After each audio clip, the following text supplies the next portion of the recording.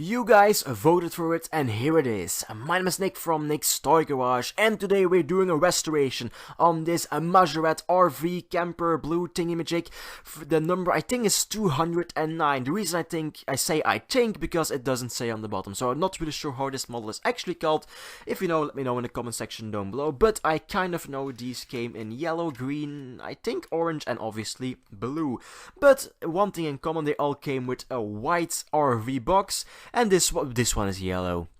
It had quite a tough life and just, well, all the white plastics from the ancient times, a couple years ago, go yellow after a while, so nothing to worry about. But the front is a little bit damaged on the RV body, so I'm going to fix that later on in the video. First, take my handy dandy screwdriver and just snap off the little RV body. These come off really easily, and that's also the reason I have about 6 of these cars without the box in my party bin, because I imagine in the last 40 or 50 years a lot of kids played with these. The RV body just flies into space and is never to be seen again. I was kind of wondering what this car was, because it has lights on the top. I think they're supposed to be lights, but because, well, obviously it doesn't say on the bottom of the car, I wasn't really sure what this thing was. So let's take it apart. I take my drill and drill out the rear 2 rivets. The nice thing with these Majorette models is when you drill out the rivets, the model literally just falls apart. With the matchbox and other toys, you also have to pry open the base, but these just literally fall apart. Now, like I always say, the springs of a Majorette are my absolute favorite. You can either just take out the wheels and axles right, well, like this, or you can take a screwdriver or something to pry with and pry open the spring first, take it out, and then the wheels and axles just literally fall out. It's lovely. Also, the window just falls out, but I'm still not sure why there's supposed to be lights on the top of this thing. Oh well. Let's get to my favorite step of every restoration, also the most satisfying step, if I do say so myself. It's the sand blasting cabinet. Takes me about a minute for most models, 30 seconds to a minute, to get every single bit of the paint off. Obviously speed this up, because otherwise you would be sitting there a minute watching me take off paint in absolute, well, this. And that's quite boring if I just didn't say anything, so I have to talk this full. So let's take out the parts. And oh, there's still a little bit of paint on. So, round 2 of the paint stripping. After the second round, we have still a couple of spots where the glass shard didn't take off all the paint. So I take my toothpick, my dentist pick, and just pry away all the remaining paint. So the primer has a nice surface to stick on.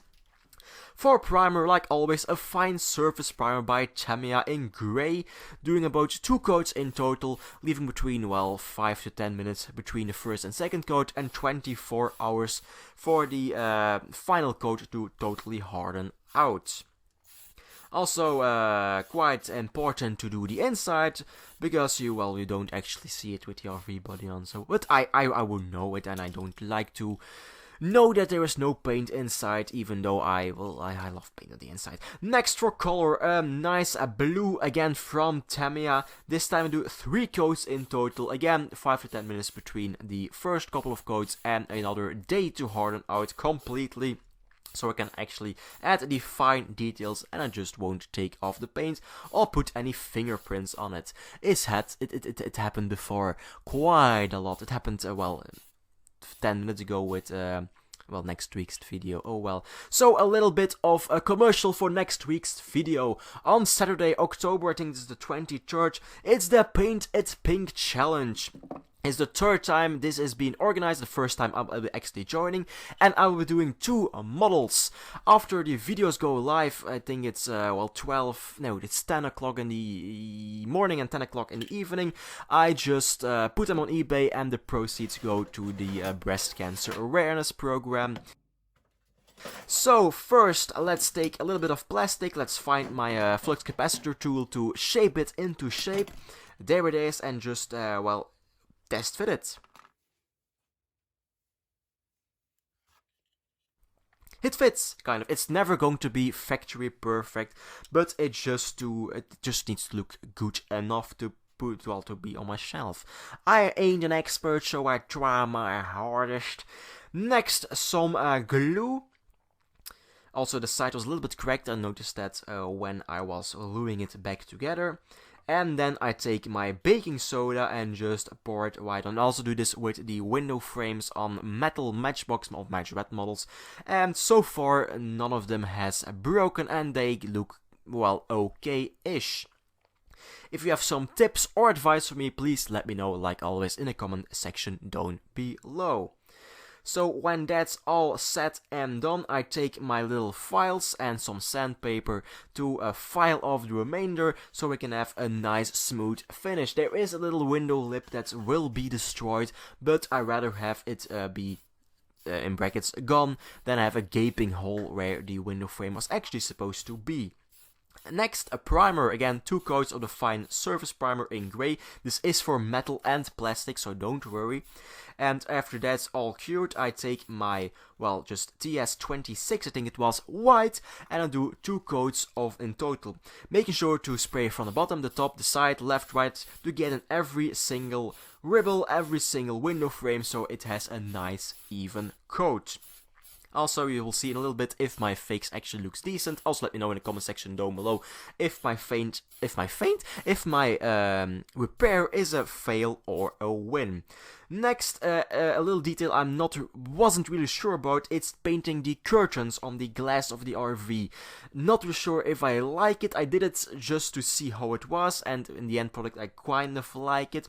But if it's actually, well, if I don't like it in a while, just can take it apart again and just remove the paint with some brake fluid. Next, for the fine details on the model itself, I decided to do an entire chrome, strip on the side of the truck, painting in the rear bumper and the door handles.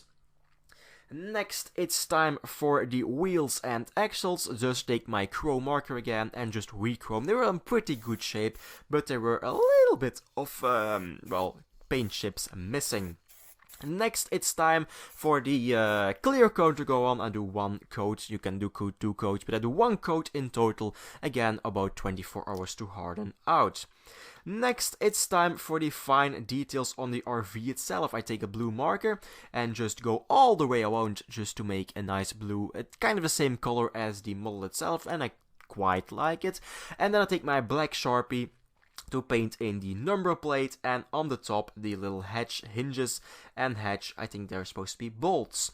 Next, some red paint to paint in the rear lights and paint in these emergency triangles, and some orange paint to paint in the sides markers, blinkers. So don't forget to top off the blinker fluid, otherwise they obviously won't work. Now that I have your attention, one more plug. I also have a Patreon set it up a couple of, ago, and the link is in the description down below. Please listen to me. If you cannot spare any money, don't give me any money. I just want to recoup some of the cost to make these videos, because I love doing these videos, but they cost money to make, and I don't like that part. So don't feel that you have to. Next, it's time for the reassembly. I take the RV the RV box, put in the windshield, and that's just been held in place by 1 little post.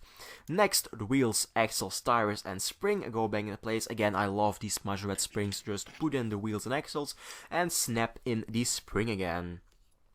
Next, the window with the strange looking markers go back into place. Also, I didn't polish the windshield because I thought it looked quite nice. This model does not have an interior, which is kind of a shame, but oh well, nothing to do about that one.